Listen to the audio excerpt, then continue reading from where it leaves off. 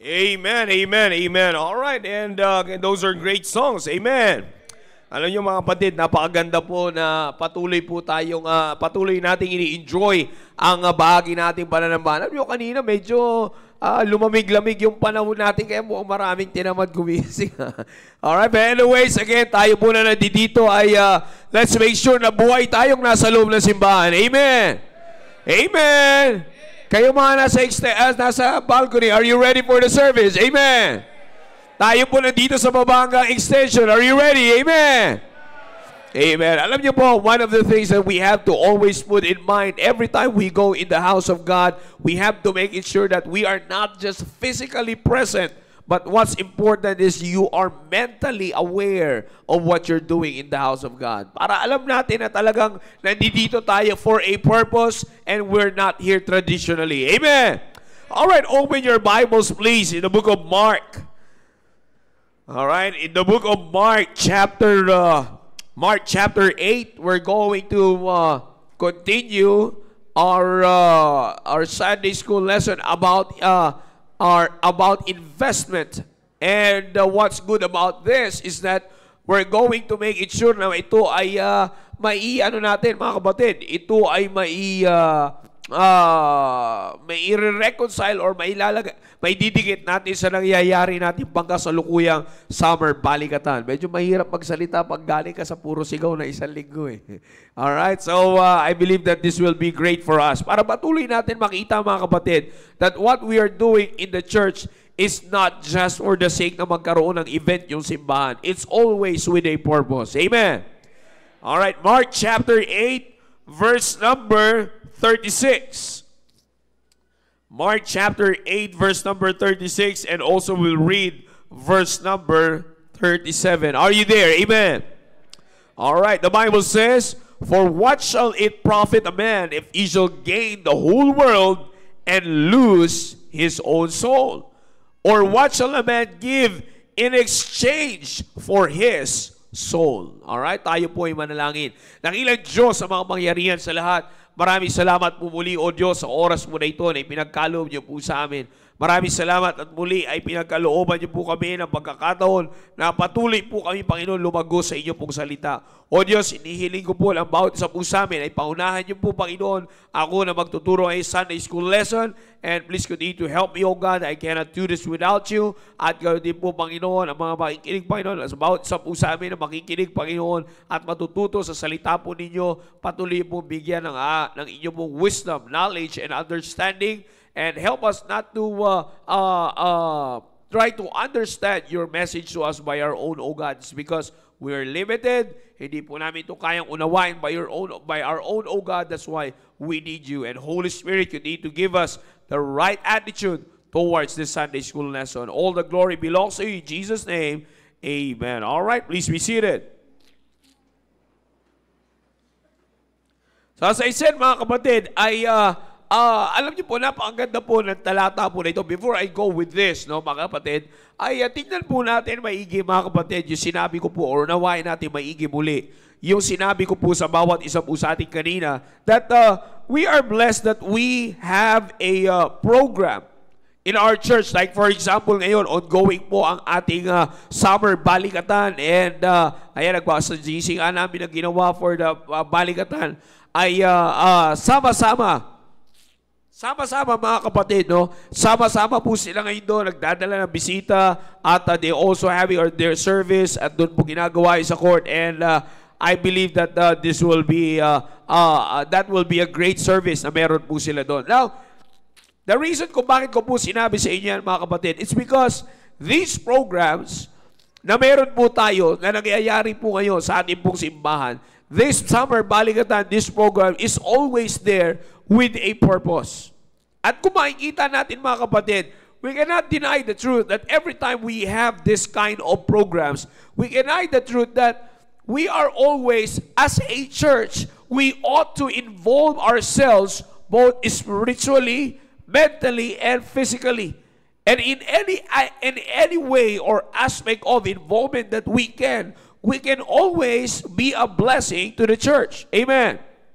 You see? So kaya ko po binibigay ito sa bawat isa po sa atin. Kasi kung makikita niyo po mga kapatid yung pangkasalukuyan na nangyayari po doon, talaga naman, marami po mga pagbabago, maraming iba-iba yung mga encounters, iba yung na-encounter namin last year, iba rin yung na-encounter namin this year. And as you can see mga kapatid, tumatrabaho, makikita mo doon clearly that the hands of God is really working in the lives of those delegates.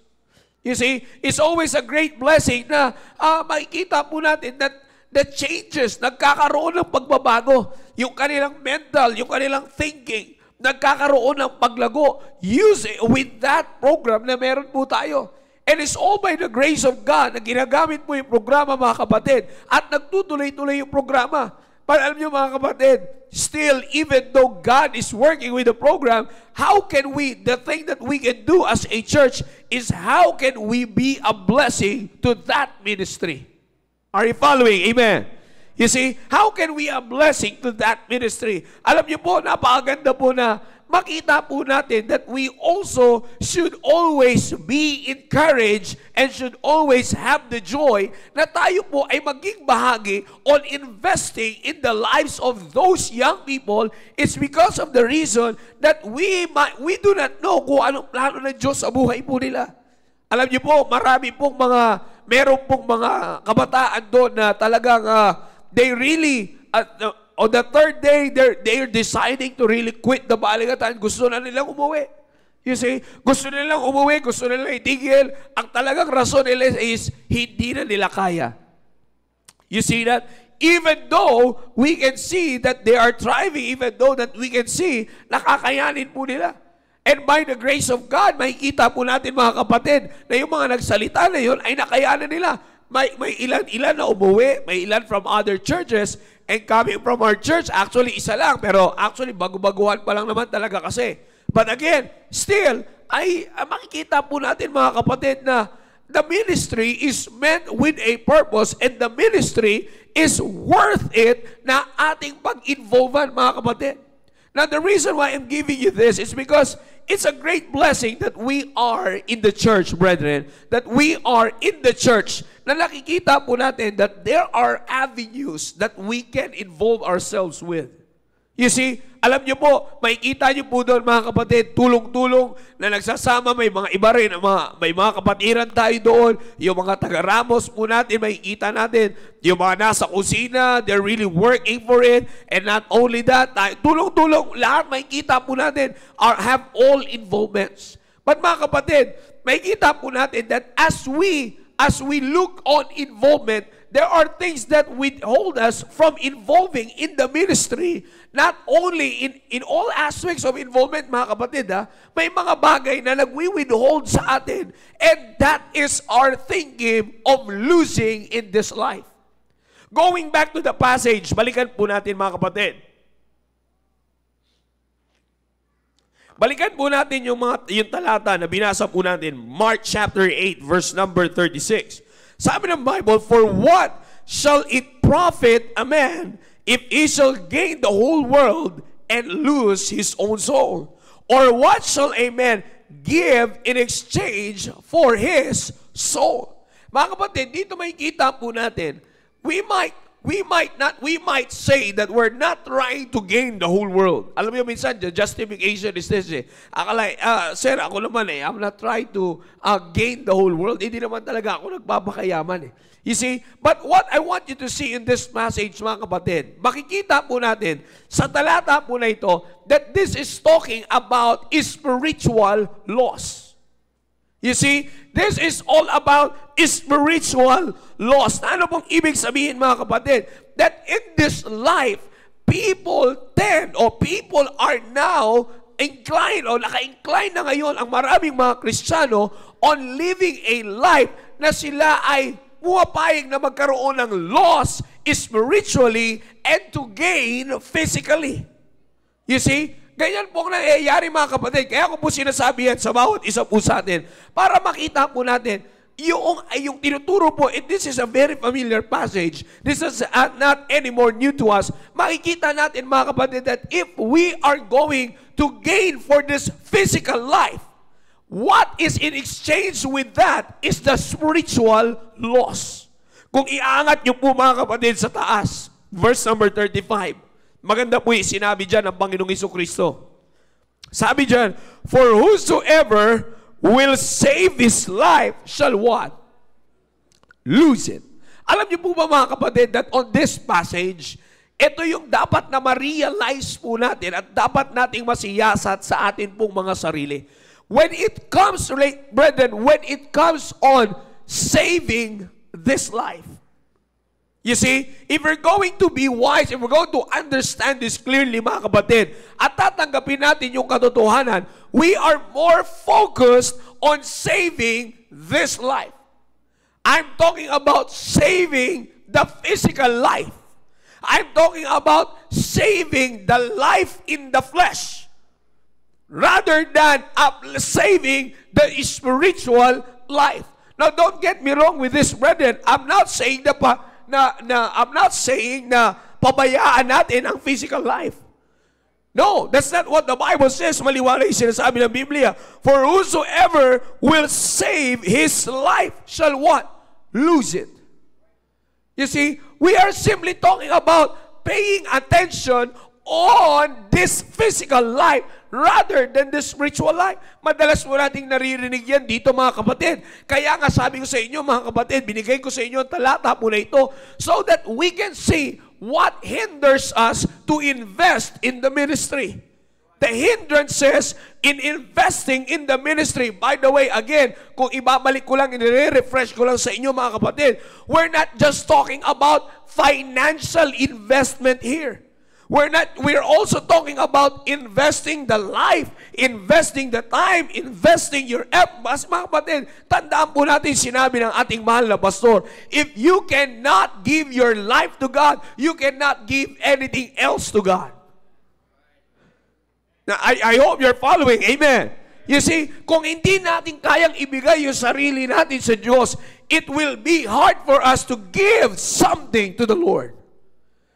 You see, kaya nga minsan nakikita po natin, tinan niyo po mga kapatid, nakikita natin na yung nakikita lang natin pag pinag-usapan yung giving, we're talking about financial giving, we're talking about giving our tithes and offerings. Sabi ko nga po sa inyo, the last time, i-refresh ko lang po sa inyo, the last time when I talked about it, mga kapatid, and maalala niyo po, binanggit ko po sa inyo, somehow, sana, it's the least that we can do.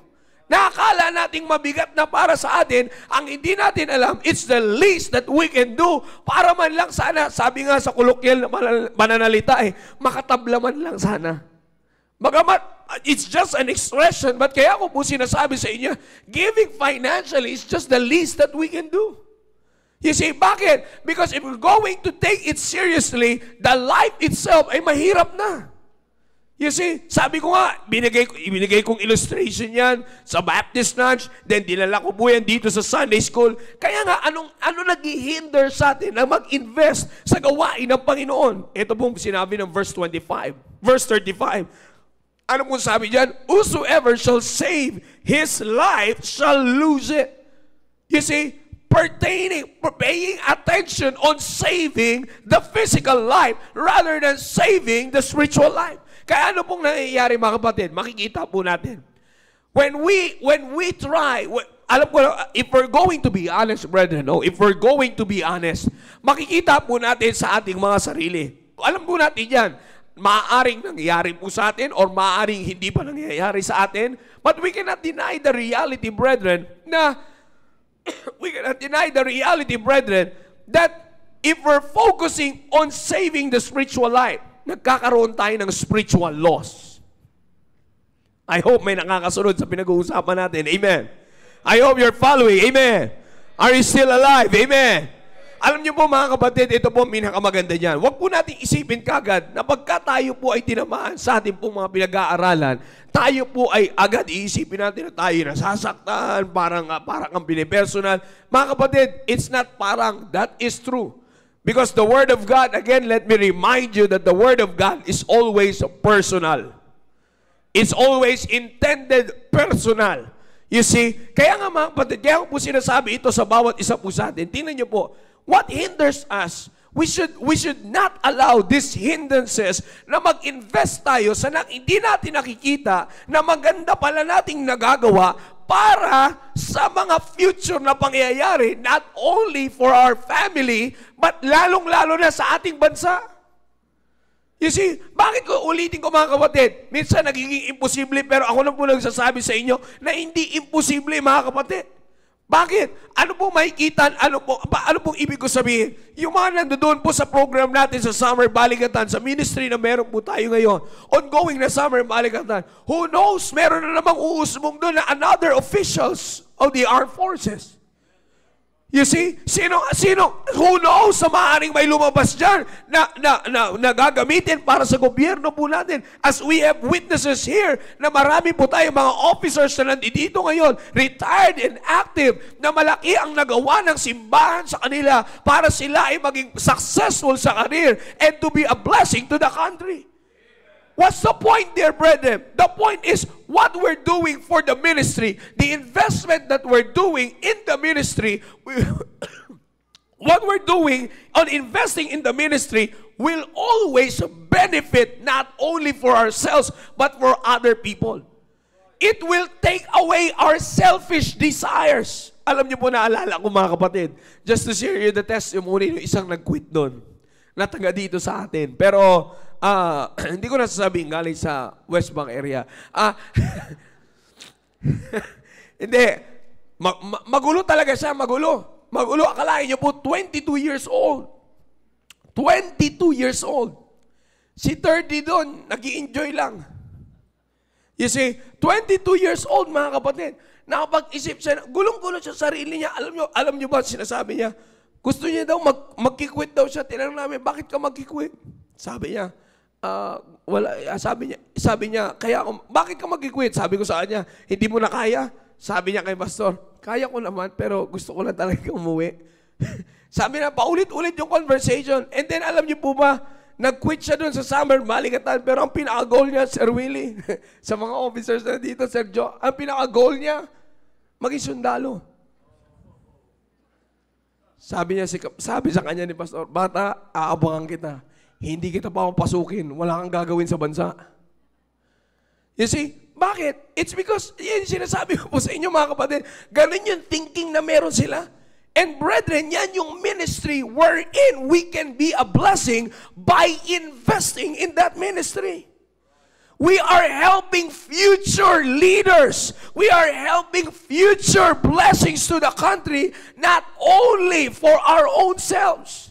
Minsan kasi sabi ko nga po sa inyo, it will take away our selfish desires. Hindi man natin ito, yun yung sinasabi ko na isa sa mga binanggit ni pastor sa kanya eh. Alam mo, sabi niya, yung rason mo na yan, pang makasarili. Sabi ni pastor sa kanya, you're selfish, mata. Sabi niya, you are selfish. Gusto mo lang i-appease sa sarili mo. Alam niyo po kung kailan siya nag-quit, nung bumagsak yung malakas na ulan doon at wala na silang matulugan. Uy, naawa na iba. You see? Pero ganun ba man, sabi ko nga po sa inyo, lagi nga sinasabi doon sa isa, meron doon, nakapag-isip mag-quit, pero nagtuloy-tuloy naman. Ang makakapag-isip siya mag-quit na, ang ayaw niya lang is kaya niya naman daw yung mga exercise. Ang di niya lang talaga kaya, kumain ng gulay. Lalaki yun. You see that? Kaya nga sabi sa kanya ni pastor, okay lang sa iyo, mas magaling sa iyo yung babae. Ayun, natahimik siya. You see? Pero ang point there is, that ministry is not a joke.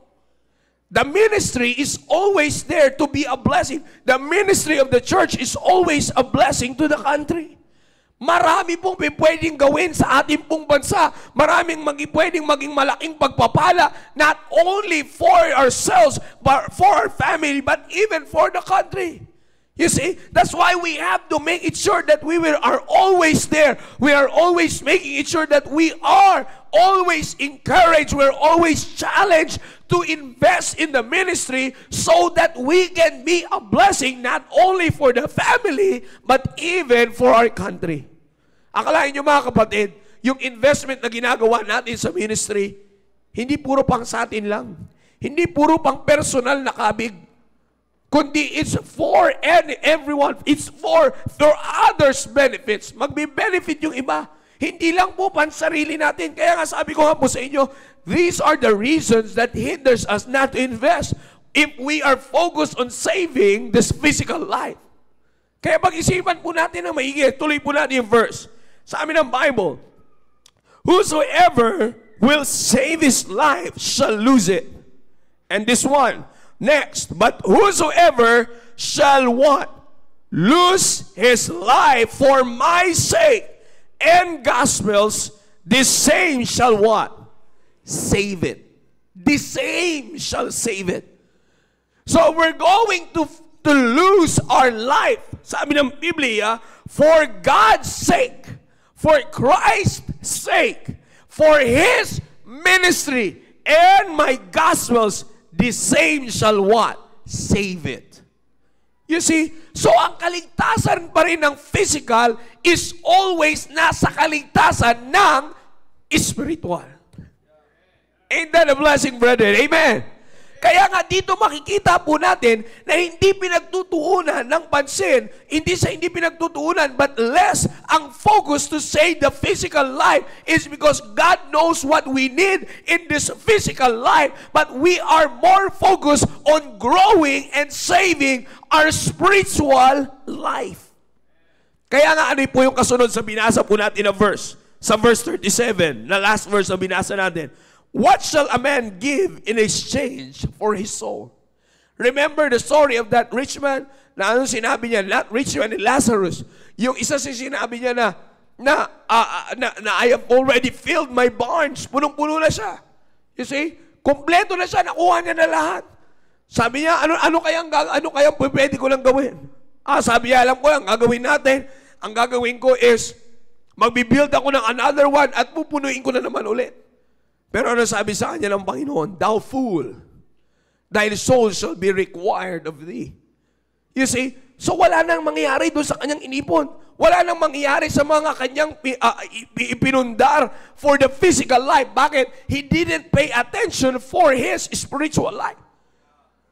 So is that a gain? No, that's not a gain. It's a loss. Ano mang gain na meron tayo physically in this world will always be a loss if the spiritual life is lost. Yan po ilagay po natin. Kaya nga mga kapatid, when we invest in the ministry, we are helping, we are investing not for the physical, but we are investing more for reaching out the spiritual lives, which is the main focus of the church.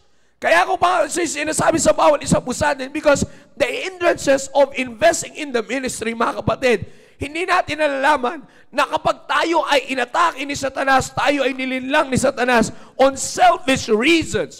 And not only for selfish reasons, but even for the reasons na wala tayong may bibigay, wala tayong pwedeng may share, ganito, kaya tayo lang ang nag-iisip niyan.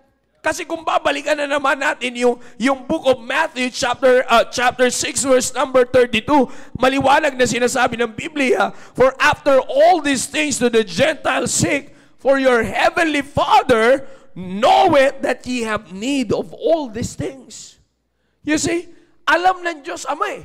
Wala tayong pwedeng sabihin na, kailangan ko kasing pagtuunan ng pansin to kasi pag wala yung ganito, alam mo naman, kadalasan naririnig po natin na rason, alam mo naman, pag hindi ka kumayod, hindi ka kakain, totoo naman yun. That's biblical. Pero wag po natin kalimutan mga kapatid, na biblical din naman, na pag hindi mo inuna ang Diyos, kalugihan din sa buhay mo. You see that? Mga kapatid, ilagay po natin sa isipan po natin yan na, like for example, sabi ko nga po sa inyo, yung investment in the ministry, these are the things that invest us. When we focus on saving this life, hindi sabi mo ng Biblia, the same shall save it. For what shall it profit? This is the question. What shall it profit a man if he shall gain the whole world and lose his own soul? What profit ang makukuha natin if we focus on the physical and lose the spiritual? What's the profit? Binigay ko illustration sa inyo kanina, yung rich man. Anong profit, mga kapatid? Anong profit ang makukuha natin kung masustain natin yung physical na pangailangan but we weren't able to sustain the spiritual needs? Anong profit ang makukuha natin? Ano ang pwedeng maging magandang balik sa atin, mga kapatid? But we have a lot of illustrations. Pwede tayo magkaroon ng maraming illustrations, mga kapatid, that we can share to you that if we invest in the ministry, yung buhay na hindi natin inaakala na pag-i-investan natin, mga kapatid, yung inaakala natin na walang profit, mga kapatid, sa ipinag-i-invest natin ng ministry, yung akala natin walang magandang balik, may maganda palang balik. Bakit? Meron tayo isang natulungan na isang buhay na inubog ng Diyos para gamitin sa kanyang gawain. You see, sabi ko po sa inyo, every life is an investment. We heard that from the pastor. Amen. Every life is an investment. Ang bawat isa po sa atin, we are all products of investment. You see, young people, you are a product. You are a product of your parents' investment. You see, the same thing sa lahat po naman sa atin. We are all, now this is the main thing, we are all product of God's investment. Do you believe that? Amen. Nakakasunod, kayo po man ay sa extension, nakikinig po ba tayo? Amen. You see, we are all product of God's investment. If God did not invest His life for us, wala tayo sa loob ng auditorium. If God didn't invest His life for us, wala tayong tinatamasang blessing. We have to always put it back. We have to always bring it back. Ibalik natin patuloy sa ating mga isipan, mga kapatid, na na pagka wala po ang ininvest ang Diyos sa buhay natin, walang investment ginawa ang Diyos sa buhay natin, hindi maaabot yung buhay po natin. Kaya nga, mga kapatid, what we are doing in the church, when it comes to the ministry, we are always being encouraged, we are always being taught to invest in the ministry, to give more focus on spiritual gain, because that's what counts most, not for the physical gain. Bakit po, mga kapatid? Kaya tayo laging tinuturuan yan. Bakit? May mga buhay tayo eh.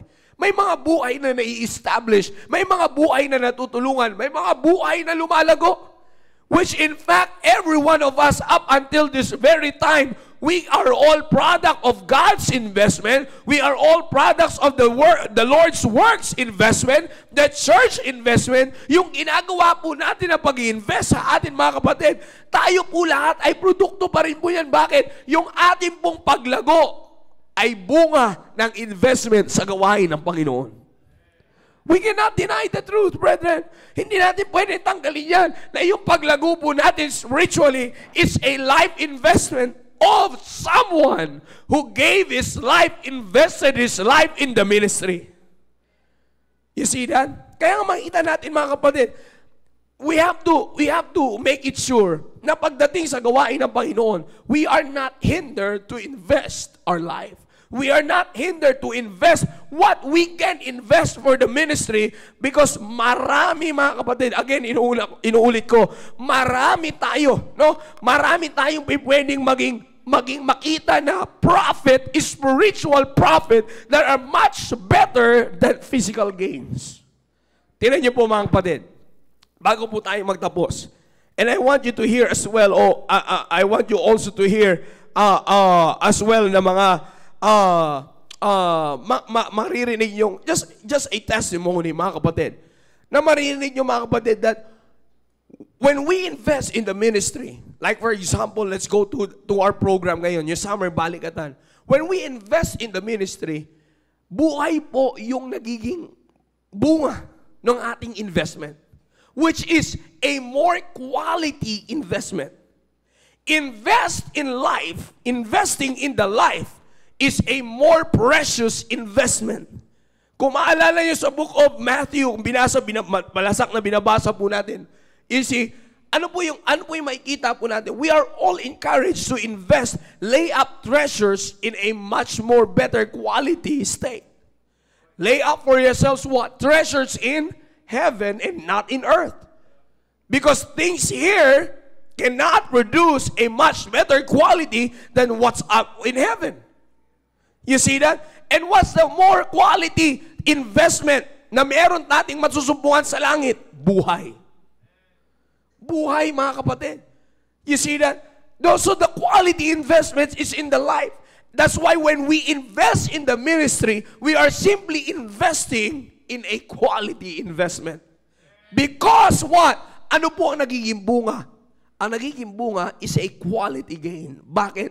Nandiyan po ang mga buhay na ginagamit ng Panginoon. Buhay na nagiging pagpapala, hindi lamang sa isang tao, kundi sa ating pong bansa. You see that? Kaya minsan nakala natin yung investment parang basta-basta lang, kala natin parang wala na, parang hindi bahagi, parang lumalabas na business ang simbahan. Mga kapatid, this is God's business. Kung business lang ang usapin, walang tatalo sa business ng Diyos. Because God's business always brings quality. God's business always produces quality. God's business always brings a much better gain for the people because it's always for the life of the people. You see that? Kaya kung titingnan natin mga kapatid, what hinders us? Again, binigyan ko lang po kayo muli ng may balik at maging sariwa sa ating isipan. Yung sinasabi po ng talata po na ito. A very strong passage, brethren. What shall it profit a man if he shall gain the whole world and lose his own soul? You see, verse number 35. Whosoever shall what? Save his life shall what? Lose it. Will you rather choose to lose your life spiritually? Will we choose to have spiritual loss and physical gain rather than physical loss and spiritual gain? Because the truth, brethren, sabi nga ng Biblia sa verse 35, but whosoever shall lose his life for my sake and the gospels, the same shall what? Save it. You want to save the physical? Make it sure that you are gaining spiritual. Yan lang yan mga kapatid. Napakasimple po intindihin ng tinasabi ng Biblia at itinuturo ng Biblia. So what hinders us to invest?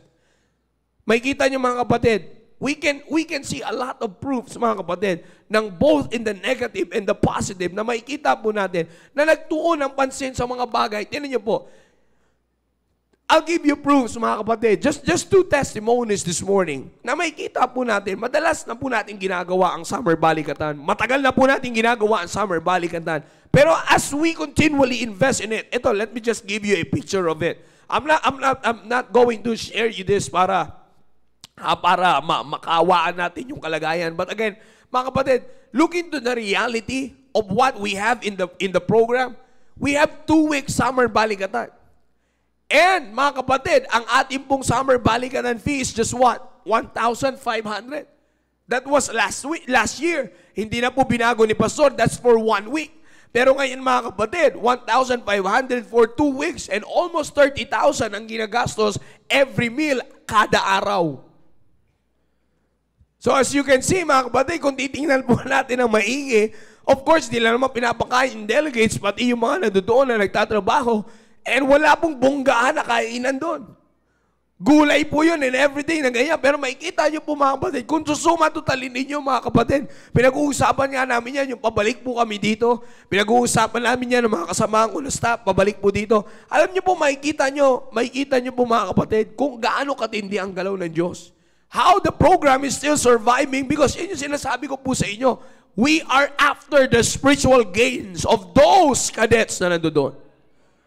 It's not a wasted investment. Kaya nga mga kapatid, kung makikita nyo po, kaya ko po yung pinanggit po sa inyo, para makita natin yung reality. That if we know that we have a part on that investment, brother, I'm telling you, you are investing in a quality investment that you can assure will have a quality gain. Not only for yourselves, for your family, but even for the country. Alam niyo po, sabi ko nga sa inyo, hindi natin alam kung anong ginagawa. Maaring hindi natin nalalaman kung ano yung ginagawa ng ministry sa buhay ng maraming tao, lalong-lalo sa mga kabataan po natin ngayon. Sabi ko nga po sa inyo, palasak na sa kabataan ngayon, napakadali at open na kunin ng dyablo ang mga young people ngayon. Mamaya itutuloy ko po yan sa main preaching po natin. Pero alam niyo po, kung titingnan niyo mga kapatid, hindi sayang ang pag-i-invest sa gawain ng Panginoon. Hindi sayang. Makikita nyo mga buhay na binabago doon na nakaraan ay muling binalikan ni Pastor, pinatayo ni Pastor sa kanila. Sino talaga sa inyo ang nauunawaan nyo at or hindi pa maliwanag sa inyo ang inyong pagkakaroon ng relasyon sa Panginoon? Mga kapatid, una nahihiya pa sila, pero maraming tumayo. So once again, we reviewed their salvation. Pinaalala po namin ito sa and after that, makikita nyo talaga, ang bilis ng transition. They can physically overcome what seems hard for them nung na-regain nila ulit ang spiritual gain. And that's exactly what I'm telling you, brethren. Kaya yung pag-i-invest natin sa gawain ng Panginoon, it's more for the spiritual gain that will benefit not only for today, but even for the future of our family, of our country.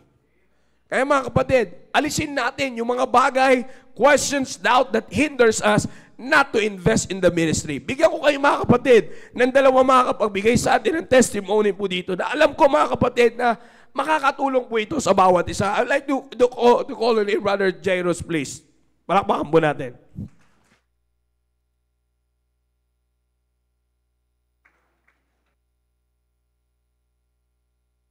Wala nga pala tayong taga-abot ng mic. Andun sila.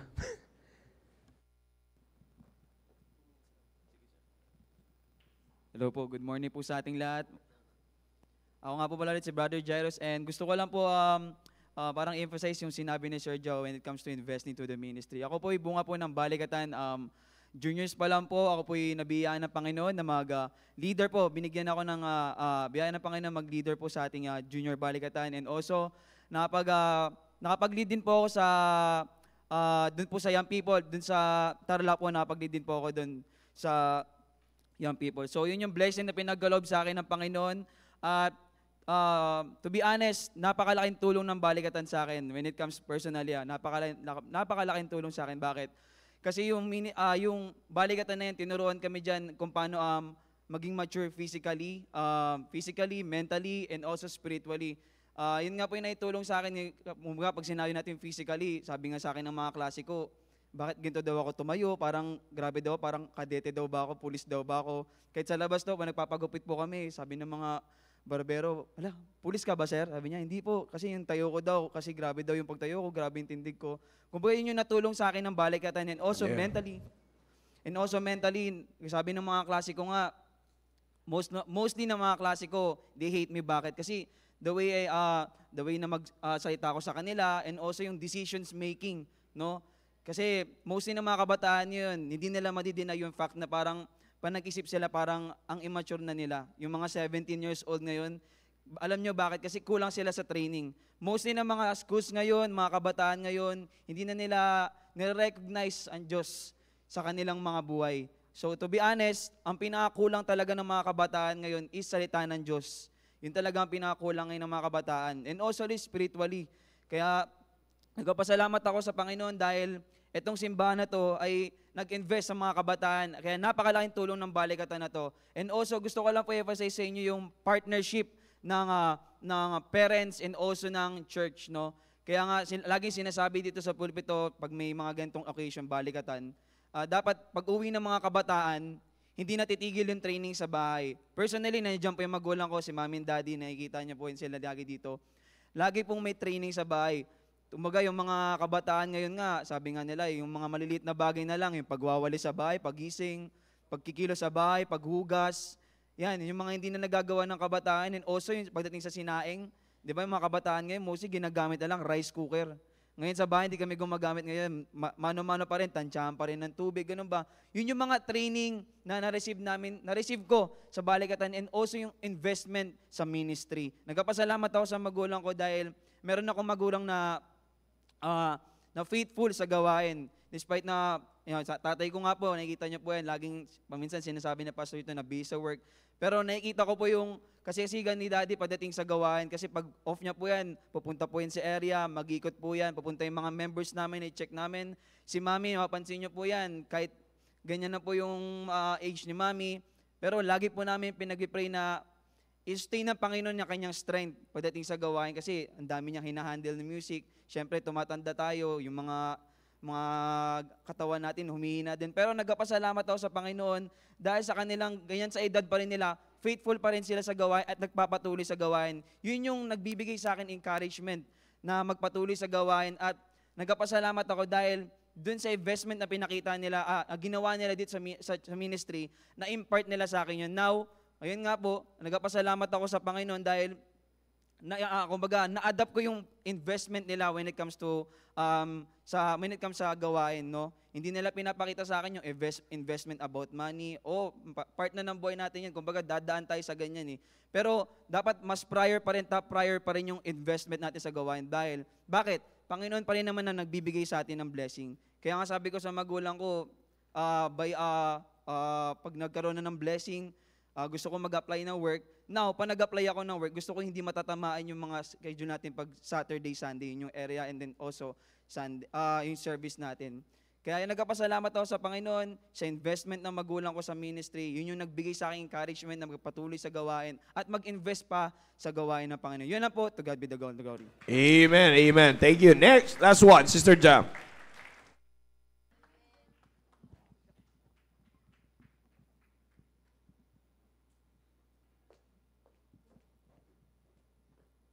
Good morning po sa lahat. Kinakabahan po ako, sorry. So, ayun po. Sa mga hindi pa nakakilala po sa akin, ako po pala si Jam. At katulad po ni Jairus, ni Brother Jairus, ay isa rin po ako sa natulungan po ng training po ng simbahan natin. Sorry po, kinakabahan talaga ako. So, ayan. Nag-start po akong maka-attend po ng balikatan. Mga 11 years old po ata ako noon, junior balikatan. Ayan. At bilang isang delegate po, syempre. At nagpapasalamat po ako sa Panginoon sa wisdom po na binigay niyo po sa ating mahal na pastor para po magkaroon po ng ganitong klaseng training. At madami po talagang mga kabataan yung natulungan po ng ng balikatan po. At syempre, nagpapasalamat po ako sa aking mga magulang na nag-encourage sa amin na mag-join. At ayun po. Katulad po ng nabanggit po ng kapatid ko last time, si Steve po, yung tatay po namin, sundalo rin po. Kaya kumbaga yung training po sa bahay, medyo hindi po, kumbaga bago pagdating po sa balikatan. Pero nagpapasalamat po ako kasi yung mga magulang po namin ay pinupush po kami na mag-join kasi yung balikatan po kasi during bakasyon po na after ng mga classes. Kaya imbes na tambay na lang po kami sa bahay buong bakasyon, pinapasali po nila kami sa balikatan kasi alam po nila kung gaano po laking tulong po yun sa buhay po namin. At nagpapasalamat din po ako sa mga naging leaders ko po before na naging part po ng buhay ko. So, ano po ba yung mga naging benefits po sa akin ng balikatan na hanggang ngayon ay kumbaga nagagamit ko pa rin po yung mga natutunan ko po. Isa po doon yung pagkakaroon po ng isang organized na life.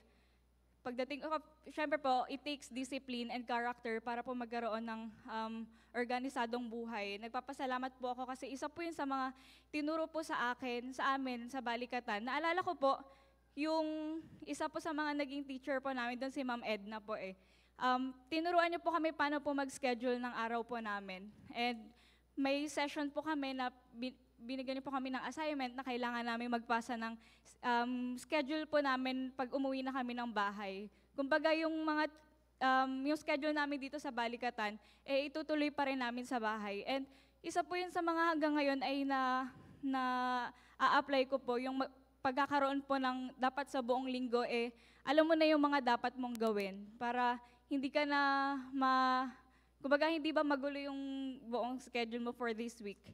At sa araw-araw din po. And isa rin po sa mga natutunan ko is yung katulad po ng nabanggit din po last time ni Ma'am Leslie, yung pakikisama po sa iba't ibang mga klase ng tao. Kasi sa balikatan po, dinidivide po kami by group. And sila yung mga makakasama mo for 2 weeks, makakatabi mo pag matutulog. Minsan, sa pagkain din po, basta po for 2 weeks kayo yung magkakasama and makikita mo po talaga yung iba't ibang klase ng upbringing kasi galing po kami sa mga iba't ibang tahanan. So, doon ko po natutunan na makisama po sa mga tao At ganoon din po, yung isa rin po is during mess po kasi, pag kumakain po kami, bago po matapos, chine-check po talaga yung mga plato po namin kung naubos po ba namin. Kahit po yung isang buti lang ng kanin, pinapakain po sa amin yon, dapat po talaga walang tira. And hanggang ngayon, masasabi ko po na isa po yun talaga sa malaking part po na sa akin ng balikatan. Kasi minsan po kasi pag may mga nakakasabay po ako na kumakain, kapag katulad mo ngayon sa pinagtatrabahuan ko po, pag sabay-sabay kaming kumakain, ang dami nilang tinatabing pagkain. Tapos nanghihinayang ako, kaya sinasabihan ko rin sila na sayang, ubusin, dapat walang natitira sa plato. And isa po doon sinasabi din sa amin lagi nung balikatan is huwag kaming maging mapili po sa pagkain. Kung ano po yung nasa plato, yun po yung uubusin. And isa rin po sa mga natutunan ko po is yung maging accountable po sa mga decisions na ginagawa namin sa aming buhay. Kasi sa balikatan po, di ko lang po alam kung until now kung may merits or demerits po sila. Ayun, meron daw po. So, lahat po ng mga kilos po namin binabantayan at pag may nasaway po kami na rules, magkakaroon po kami ng demerits and punishment. Na until now ay isa po yun sa tinatatak ko po sa isip ko na kung ano man po yung decision na ginagawa ko sa buhay ko, dapat kaya ko pong panindigan yung magiging resulta po nun. And nagpapasalamat din po ko na isa rin po sa mga natutunan ko is, naalala ko po, naging teacher din po namin si Ma'am Lerma.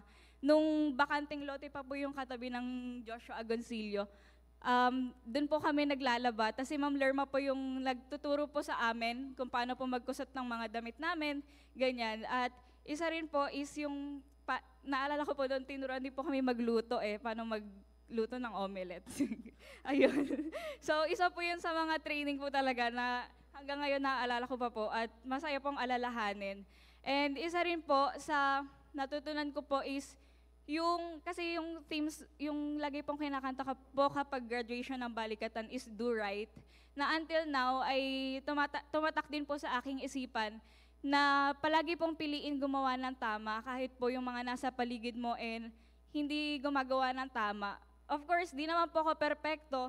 May time po na nandun yung matetime kagawin yung isang bagay, pero andun pa rin yung maririnig mo yung mga natutunan mo dito sa simbahan. At ganoon din po, hindi lang po ako naging delegate, but nagkaroon po din po ako ng privilege na maging leader po. Di ko na po maalala kung anong year, pero nagpapasalamat po ako sa privilege po na yon na makahawak din po ng isang grupo. At doon po, natutunan ko naman po bilang isang leader is yung maging responsable po at maging mapagpasensya po sa mga hinahandle mo ng mga tao. At ayun po, naging delegate po ako at naging leader din po ako ng balikatan. At ngayon po, nagpapasalamat po ako sa Panginoon for the privilege po na maging part pa rin po ng balikatan. Hindi naman po bilang isang leader or delegate, but maging part po ng medical team po doon po sa Ramos Tarlac. Though, this last week po, hindi pa po ako nakapag-join kasi kailangan ko pa pong mag-file ng leave. Pero thankful po ako sa Panginoon sa answered prayer na napayagan po akong mag-leave for next week at makapag-assist din po doon sa balikatan. At makikita nyo po na yung looking back po sa mga trainings na natanggap ko po dito sa simbahan, yung kung ano man po ako ngayon, di po ako perfect, pero kung ano man po ako ngayon ay dahil po yan sa mga natutunan ko po dito sa simbahan. Totoo po talaga na hindi po mapapalitan or hindi mababayaran ng pera. Nagbabayad po tayo sa balikatan, pero yung impact po nun sa buhay po namin bilang isang kabataan, hindi po talaga matatapatan ng anumang value ng mundong ito. At alam ko po talaga na lahat po yun ay dahil po dito sa church. At forever po ako magiging grateful sa Panginoon kasi nilagay niya po ako dito sa simbahang ito na kung saan hindi lang po tayo tinutulungan spiritually, but naapektuhan din po yung physical, mental, as in buong buhay po talaga natin is pinapakailaman po ng ating mahal na pastor para po hindi po tayo mapariwara, lalo na po sa ating mga kabataan. At totoo po talaga na kung seseryosohin lang po natin yung mga natututunan at napapakinggan po natin dito sa simbahan, hindi po talaga masasayang yung buhay po natin, lalo na po sa atin bilang mga kabataan. At kaya po sa bawat isa po sa atin, especially po sa mga kabataan na katulad ko, kapag may mga activities po dito sa simbahan, ay i-maximize po natin lagi. Lagi po nating piliin na mag-join, even though andun po yung nakakapagod kasi ano ba yan, ano na nga bakasyon lang nga, dapat pahinga, tapos may activities pa sa simbahan. Minsan po, ganun din po yung thinking ko. Pero kung makikita nyo po talaga yung impact sa buhay po natin, kung ano po yung matutulong po sa atin nun, pipiliin po talaga natin mag-join. At sa mga parents po na hindi po nagpasali ng mga anak nila sa balikatan, na-miss nyo po talaga yon. At sana po sa mga susunod po na programs, mga activities po for young people, ay i-push po natin yung mga anak po natin na mag-join. Kasi hindi nyo po talaga alam kung anong klaseng pagbabago po yung mabibigay. Hindi man po agad-agad. Ako po, hindi naman po perfect Kahit tanongin nyo po yung nanay ko, nagpapasaway po ako. Pero kung nasan man po ako ngayon, again, dahil po yun sa simbahang ito at sa training na nakuha ko po sa balikatan. At ayun lamang po, to God be the glory. Amen, amen. Makita nyo mga kapatid, to sum it up, sabi ko nga po sa inyo, this is not a waste of investment. You see, as you can see mga kapatid, may kita po natin maliwanag, most of them, kahit yung sinabi ni Brother Jairus at ni Sister Jam dito mga kapatid, yung nakikita sa kanilang ebidensya is not more only on the physical but more of the spiritual. So as you can see, yan yung sinasabi ko nga mga kapatid, one of the ways for us to win the people is to let them see the testimony na trabaho sa atin ng Diyos. It's because they will wonder, ba't ganyan ka? Pwede naman ganito, Kristiyano rin naman ako, pero bakit magkaiba tayo ng ginagawa? Ba't magkaiba tayo ng standard? Parang grabe yung sa iyo, iba yung sa akin. You see? So they will see the difference, and it will open us the window para kung saan ay maibahagi natin sa kanila yung tamang Christianity. So that's how the ministry works, brethren. Kaya mga kapatid, kung inabot niyo sa inyo para sa pagtatapos, may kita po natin, when we invest in the ministry, walang sayang. Walang sayang mga kapatid. Dalawa pa lamang po yan. Marami tayong pwedeng mapakinggan testimony. Marami akong pwedeng may present sa inyo testimony. Of course, katulad ng sinabi ni Sister Jam nga kanina, hindi lahat lalabas na perfect agad after ng balikatan. Hindi lahat lalabas agad. Kahit naman po sa atin, hindi naman automatic paglabas ng simbahan, perfecto tayo agad Hindi po ganun. We're always perfection in the ministry, in the Bible. Maturity is perfection. Ibig sabihin, on to perfection. Hindi po natatapos yan hanggang hindi bumalik ang Panginoong Jesucristo. You see that? Kaya ko po yung binabahagi sa bawat isa para makita natin mga kapatid. Up until this time, next week will be the last week ng Summer Balikatan. Next week will be the last week. And as you can see mga kapatid, there's still time for us. If we can share, we can give more para sa gawain ng Panginoon na yan, para sa ministry ng simbahan. That will always be a great blessing para sa ating pong mga kabataan, sa ating mga delegates na Diyos. Para naman po sa kaalaman nyo, Brother Joe Guadano is here. Will you please stand up, Brother Joe? Kilala nyo na po ito. Brother Joe Guadano is here, and the son of Pastor Lou Guadano. And he's here to experience the Hell Week. It's because he's here for the last week. He's joining the Balikatan. And he knows that there's no special treatments there. There are no visitors in Balikatan, but he knows that. That's the very reason why he's here. His dad sent him here for that training. Thank you, Brother Joe. So as you can see, mga kapatid, international po yan. You see, di nga lang natin alam kung preso ulit to paglabas. Pero ibig ko lang sabihin, mga kapatid, no? Ay, ang ibig ko lang sabihin, mga kapatid, the ministry na kung saan meron ang ating pong simbahan, hindi ko po ito sinasabi para tayo ay magyabang, but the ministry that we have is extraordinary. Last week, pumunta po doon, bago tayo magtapos. Last Thursday, nandoon po sila, Pastor Ray Baugan. Nagkaroon din sila ng balikatan. You see, 5 days siya, less than a week, and then itinrate niya sa Baguio, and then bumaba sila, first time lang mapunta sa Ramos, and then, pinakita niya kung anong meron. You see, natutuwa lang ako sa minsan, nagugulat, hindi ko sinasabi to put them down, but puro lalaki yung kasama niya Pagdating nila sa service, Upo pa lang, nagulat sila kasi nasa likod sila ng mga babae. Yung mga babae, naka 1/4 sila nakasandal sa upuan. You see the difference?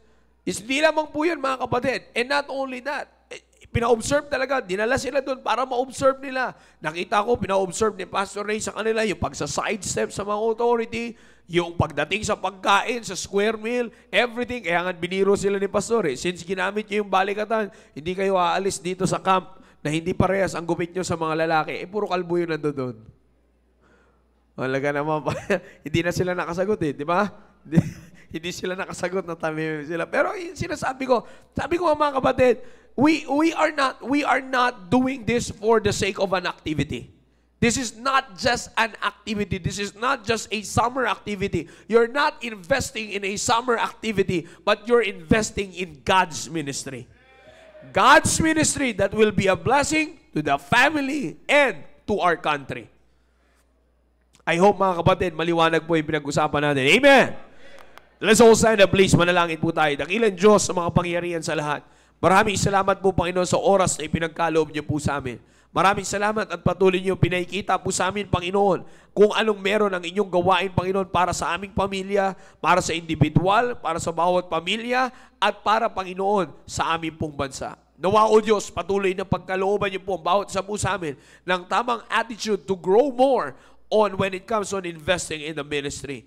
At nawa, Panginoon, patuloy niyo po pakita, the more blessings will come, the more blessings will be upon us if we will just choose to obey you, O God, when it comes to the ministry, O God. Once again, salamat at nilagay niyo po kami sa isang simbahan na nagbibigay sa amin ng katotohanan patungkol sa inyong pong gawain, O Diyos. Please continue to guide us for the remaining part of the service and continue to give us the excitement to grow more for this morning worship service. All the glory belongs to you in Jesus' name. Amen. All right.